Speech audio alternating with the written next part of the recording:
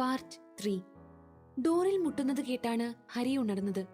അവൻ എഴുന്നേൽക്കാൻ നോക്കി. അനങ്ങാൻ പോലും പറ്റുന്നില്ല. അവൻ നോക്കിയപ്പോൾ രാജേഷും രാഹുലും ഉടുമ്പിനെ പോലെ അവനെ പിടിച്ചിരിക്കുന്നു. അവൻ രണ്ടാളെയും വിളിച്ചു. രണ്ടുപേരും മൂളുന്നതല്ലാതെ എഴുന്നേൽക്കുന്നില്ല. ഹരിക്ക് ദേഷ്യം വന്നു തുടങ്ങി. അവൻ രണ്ടാളെയും രണ്ട് സൈഡിലേക്ക് തള്ളി എഴുന്നേറ്റു. രണ്ടുപേരും ഞെട്ടി എണീറ്റു. എന്താടാ? രാജേഷ് ആവലാതിയോടെ ചോദിച്ചു. നേരം എത്രയായെന്നാ നിന്റെയൊക്കെ വിചാരം? രാജേഷ് കൈനീട്ടി ഫോൺ എടുത്തു നോക്കി. 6 മണിയായി. ഹരി പോയി ഡോർ തുറന്നു. പുറത്ത് അവർക്കുള്ള ചായയുമായി നാരായണൻ നിൽക്കുന്നുണ്ടായിരുന്നു. രാവിലെ 6 മണിക്ക് തന്നെ വിളിക്കണമെന്ന് പറഞ്ഞതുകൊണ്ടാ കുഞ്ഞെ, ദാ ചായ. ബ്രേക്ക്ഫാസ്റ്റിന് സ്പെഷ്യൽ എന്തെങ്കിലും വേണോ? വേണ്ട നാരായണേട്ടാ, ഉള്ളത് മതി. ശരി കുഞ്ഞെ. അയാൾ തിരിച്ചുപോയി. ചായ കൊണ്ട് ടേബിളിൽ വെച്ച് ഹരി ഫ്രഷ് ആകാനായി ബാത്റൂമിലേക്ക് പോയി. അവൻ കുളിച്ചു തിരിച്ചു വന്നപ്പോഴും രണ്ടാളും ഉറക്കം തൂങ്ങിയിരിക്കുകയായിരുന്നു. ഇന്ന് 9 മണിക്ക് മാത്യു സാറിനെ കാണേണ്ടതാണ്. ലേറ്റ് ആയാൽ അറിയാലോ അങ്ങേരുടെ കോള്. അവൻ പറഞ്ഞു നിർത്തിയതിനു മുൻപേ രണ്ടാളും ചാടി എഴുന്നേറ്റു. ഹരി റെഡിയായി ഫോൺ കയ്യിലെടുത്തപ്പോൾ അത് റിംഗ് ചെയ്തു. അവൻ കോൾ എടുത്തു. ആ മുജീബ് എത്തിയില്ലേടോ? വീട്ടിൽ കയറി അടയിരിക്കുവാണോ? സനയെ ഞാൻ കാണട്ടെ. 2 ദിവസത്തേക്കെന്ന് പറഞ്ഞു പോയിട്ട് ഇപ്പോൾ 4 ദിവസമായി. ഹലോ മുജീബ്, മാത്യു സർ ഇന്നലെയും തിരക്കി നിന്നെ. ഇന്ന് രാവിലെ റിപ്പോർട്ട് ചെയ്യും എന്നാ പറഞ്ഞത്. നീ വേഗം വരാൻ നോക്ക്. അതൊക്കെ വന്നിട്ട് പറയാം. ഇന്ന് ഉച്ചയ്ക്ക് തന്നെ എത്താൻ നോക്കണം. ശരി. ആരാടാ, മുജീബാണോ? അവൻ എത്തിയോ? ഇല്ലടാ, പെണ്ണുമ്പിളിയെ വിട്ട് വരാൻ വയ്യായിരിക്കും. ഇതാ പറയുന്നത്, വെറുതെ ആവശ്യമില്ലാത്ത കാര്യത്തിലൊന്നും പോയി ചാടരുതെന്ന്. എന്നെ കണ്ടു പഠിക്ക്. ഒരു പ്രേമം പോലുമില്ല. Free bird. രാഹുൽ കണ്ണാടിയിൽ നോക്കി തല ചീകിക്കൊണ്ട് പറഞ്ഞു. അല്ലാതെ ആരും തിരിഞ്ഞു നോക്കാത്തതാണെന്ന് പറയരുത്. ചിരിച്ചുകൊണ്ട് രാജേഷ് പറഞ്ഞു. രാഹുൽ തിരിഞ്ഞ് അവനെ രൂക്ഷമായി നോക്കി. നീ അധികം നെകളിക്കണ്ട. ടേപ്പ് 2 അല്ലേ നിനക്ക് കിട്ടിയത്? ടേപ്പ് വാങ്ങാൻ എനിക്ക് തീരെ താല്പര്യമില്ല മോനെ. ഞാൻ കെട്ടുന്ന പെണ്ണിനെ മാത്രമേ പ്രേമിക്കൂ. ഓ മതി മതിയേ. രാജേഷ് അതും പറഞ്ഞ് പുറത്തേക്കിറങ്ങിപ്പോയി. ഹരിയും രാഹുലും ചെല്ലുമ്പോൾ രാജേഷ് എന്തോ ആലോചിച്ച് സിറ്റൌട്ടിൽ നിൽക്കുകയായിരുന്നു. എന്താടാ ഇവിടെ നിൽക്കുന്നത്? വാ, ലേറ്റ് ആകാതെ ബ്രേക്ക്ഫാസ്റ്റ് കഴിച്ചിട്ട് പോകാം. ഹരി അകത്തേക്ക് നടന്നു. ഹരി, അവൻ തിരിഞ്ഞ് രാജേഷിനെ നോക്കി. നീ ഇത് നോക്കിയേ. രാജേഷ് പറഞ്ഞിടത്തേക്ക് രാഹുലും ഹരിയും നോക്കി. മുറ്റത്ത് അങ്ങിങ്ങായി പുല്ലും ഇലകളുമൊക്കെ കിടക്കുന്നുണ്ടായിരുന്നു. ഇന്നലെ നല്ല കാറ്റല്ലായിരുന്നോ? അങ്ങനെ വന്നതായിരിക്കും. അതല്ല, ഇത് നോക്കിയേ. തറയിൽ ചെളിയിൽ പുതഞ്ഞ കാലടയാളങ്ങൾ ഉണ്ടായിരുന്നു. അതിൽ ബ്ലഡ് ഉണങ്ങി പിടിച്ചതുപോലെയുണ്ടായിരുന്നു. രാജേഷ് പെട്ടെന്ന് ഷൂ ഊരി കാലിലേക്ക് നോക്കി. രാത്രി കാലിൽ മുറിവ് കണ്ട അതേയിടത്ത് തന്നെയാണ് ആ കാലടയാളത്തിലുമുള്ളത്. അവൻ കാലെടുത്ത് അതിൽ വെച്ചു. കറക്റ്റ്. 3 പേരും മുഖത്തോട് മുഖം നോക്കി. ഞാൻ ഇന്നലെ കണ്ടതപ്പോൾ സ്വപ്നമായിരുന്നില്ലേ? പക്ഷെ എങ്ങനെ? ഡോറുമെല്ലാം ലോക്കായിരുന്നു. പിന്നെ എങ്ങനെ? എനിക്കൊന്നും മനസ്സിലാകുന്നില്ല. അല്ല, നീ എന്താ സ്വപ്നമാ കണ്ടത്? രാഹുൽ ചോദിച്ചു. രാജേഷ് താൻ കണ്ട സ്വപ്നം അവരോട് പറഞ്ഞു. ഫുഡ് എടുത്തു വച്ചിട്ടുണ്ട്, വന്നു കഴിക്കാൻ. ആ ദാ വരുന്നു നാരായണേട്ടാ. ഹരി രാജേഷിന്റെ തോളിൽ കൈവച്ചു. നീ വാ, നമുക്ക് കണ്ടുപിടിക്കാം. അതിനു മുന്നേ അളിയാ, ഹരി നീ ഒരു 2 രുദ്രാക്ഷം ഞങ്ങൾക്കും കൂടെ റെഡിയാക്കിത്താ. ഇത്രയും നാള് മനുഷ്യരെ പേടിച്ചാൽ മതിയായിരുന്നു. ഇപ്പോൾ പ്രേതങ്ങളെ കൂടി പേടിക്കേണ്ടി വന്നിരിക്കുവാ. അതല്ല എനിക്ക് മനസ്സിലാകാത്തെ. ഈ പ്രേതങ്ങൾ എന്തിനാ ഇപ്പോൾ നമ്മളെ പേടിപ്പിക്കുന്നത്? നമ്മൾ വന്നത് ആദിത്യന്റെ കേസ് അന്വേഷിക്കാനല്ലേ? പിന്നെ ഈ പ്രേതങ്ങൾക്കെന്താ? Bloody fools, ഗ്രാമവാസി പ്രേതങ്ങൾ. അവൻ പറഞ്ഞു തിരിഞ്ഞു നോക്കിയപ്പോൾ അവിടെങ്ങും ആരും ഉണ്ടായിരുന്നില്ല. രാജേഷും ഹരിയും അകത്തേക്ക് കേറിപ്പോകുന്നു. രാഹുൽ ഒറ്റയോട്ടത്തിന് അവരുടെ കൂടെ എത്തി. 3 പേരും ഫുഡ് കഴിക്കാനായിരുന്നു. മോളെ, ആ വെള്ളം കൂടി ഇങ്ങെടുക്ക്. നാരായണേട്ടൻ അടുക്കളയിലേക്ക് നോക്കി വിളിച്ചു പറഞ്ഞു. അവിടെ നിന്നൊരു കൊലുസിന്റെ കിലുക്കം ഡൈനിങ് ടേബിളിലേക്ക് വന്നു. 3 പേരും അങ്ങോട്ടേക്ക് നോക്കി. ഒരു കൊച്ചു പെൺകുട്ടി. ദാ അച്ചാച്ചാ. ഇതാരാ നാരായണേട്ടാ? ഇതിന്റെ മകളുടെ കുട്ടിയാ.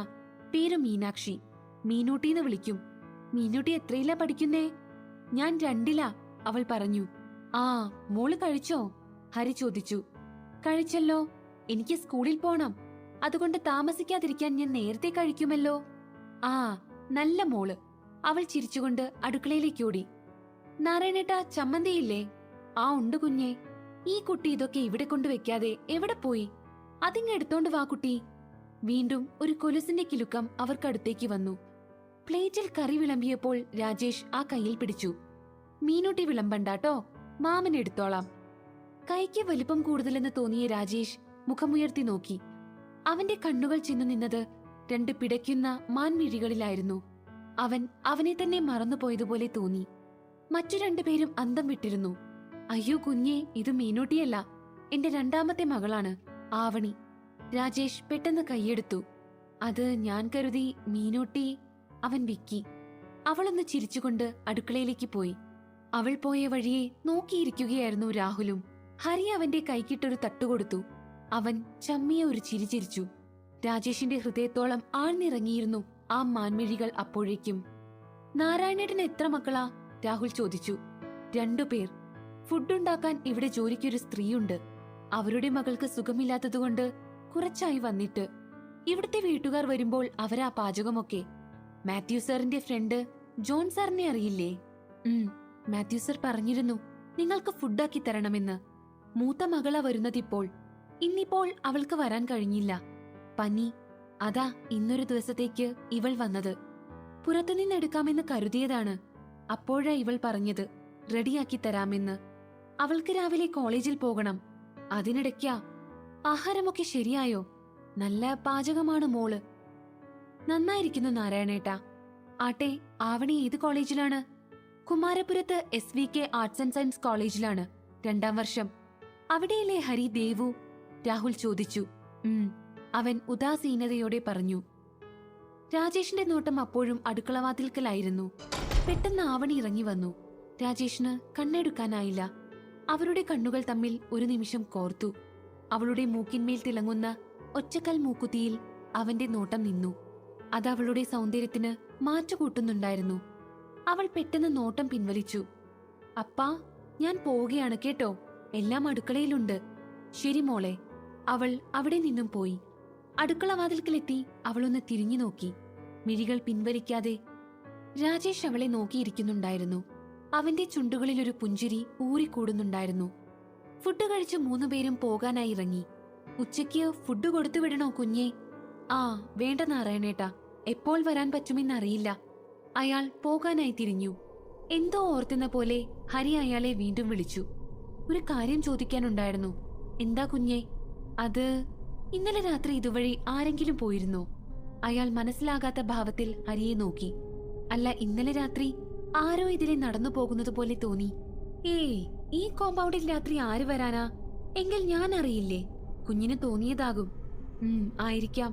അല്ല നാരായണേട്ടാ, ഇവിടെ ഈ പരിസരത്ത് പ്രേതശല്യമോ അല്ലെങ്കിൽ കൊലപാതകമോ അങ്ങനെ എന്തെങ്കിലും നടന്നിട്ടുള്ളതോ കേട്ടിട്ടുള്ളതോ ആയ എന്തെങ്കിലും കാര്യമുണ്ടോ? അങ്ങനെയൊന്നും എനിക്കറിയില്ല കുഞ്ഞേ. എന്റെ വീട് ഈ ബംഗ്ലാവിന്റെ പിന്നിലാണ്. കുറച്ചു ദൂരം നടക്കണം. ഞാൻ 10-20 വർഷമായി ഈ വീട്ടിലെ കാര്യക്കാരനാണ്. ഈ നാട്ടിലൊന്നും അങ്ങനെയൊന്നും ഇല്ല. എന്താ അങ്ങനെ ചോദിച്ചത്? ഏയ്, ഒന്നുമില്ല, വെറുതെ. എന്നാൽ ശരി നാരായണേട്ടാ, ഞങ്ങൾ ഇറങ്ങട്ടെ.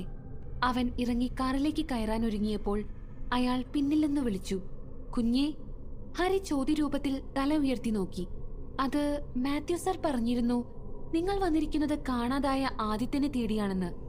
ആ കുട്ടി ഇവിടെ വരാറുണ്ടായിരുന്നു. ഇവിടുത്തെ കുഞ്ഞിന്റെ കൂടെ പഠിച്ചിരുന്നതാണ്. ഒരു പാവമായിരുന്നു. ആ കുട്ടിക്ക് എന്തു പറ്റിയെന്ന് ആർക്കും അറിയില്ല. മരിച്ചോ ജീവിച്ചിരിപ്പുണ്ടോ എന്നൊന്നും. കുഞ്ഞ് പ്രേതത്തിന്റെ കാര്യം ചോദിച്ചതുകൊണ്ട് ഓർത്തതാ. കുറച്ചുനാൾ മുൻപ് ഇവിടെ ഒരു കർമ്മം ചെയ്തിരുന്നു. അലീന മോൾക്ക് വേണ്ടി എന്നാ പറഞ്ഞത്. എന്തോ ദോഷമാണ്, അത് മാറാൻ വേണ്ടിയാണ് എന്ന് പറഞ്ഞിരുന്നു. പക്ഷെ അന്ന് വന്നത് പേരുകേട്ടൊരു മാന്ത്രികനായിരുന്നു. പ്രേതബാധ ഒഴിപ്പിക്കുന്ന പോലെയാ തോന്നിയതെനിക്ക്. അങ്ങനൊരു പ്രശ്നമൊന്നും ഞാൻ കണ്ടിട്ടില്ല ഇവിടെ. അതൊക്കെ കഴിഞ്ഞ ഉടൻ അലീന മോളെയും കൊണ്ട് അവർ അമേരിക്കയ്ക്ക് പോയി. ഇടയ്ക്ക് ജോൺ സാർ വരും, അത്ര തന്നെ. ശരി നാരായണേട്ടാ, ഞങ്ങൾ പോയിട്ടു വരാം. ഓ. ഹരി കാറിലേക്ക് കേറി. എന്താടാ നാരായണേട്ടൻ പറഞ്ഞത്? പറഞ്ഞതൊക്കെ നമുക്ക് ഗുണമുള്ള കാര്യമാണ്. അപ്പോൾ guys, let's start our journey. Hari അവരുടെ മുഖത്ത് നോക്കി പുഞ്ചിരിച്ചുകൊണ്ട് വണ്ടി സ്റ്റാർട്ട് ചെയ്തു. കാർ മുന്നോട്ട് നീങ്ങി. കാറിന്റെ കണ്ണാടിയിലൂടെ പിന്നിലൊരു കറുത്ത പുക പോലൊരു രൂപം നിൽക്കുന്നത് ഹരി കണ്ടു. ഹരിയുടെ കയ്യിലെ ആ ലോക്കറ്റ് ഒന്ന് വൈബ്രേറ്റ് ചെയ്തു. പിന്നെ ശാന്തമായി. അവൻ പിന്തിരിഞ്ഞു നോക്കി. ഒന്നും കാണുന്നുണ്ടായിരുന്നില്ല. ഹരിയുടെ മനസ്സിൽ 1000 ചോദ്യങ്ങൾ മുളപൊട്ടുകയായിരുന്നു. ഉത്തരം കണ്ടെത്തേണ്ട കുറേയധികം ചോദ്യങ്ങൾ.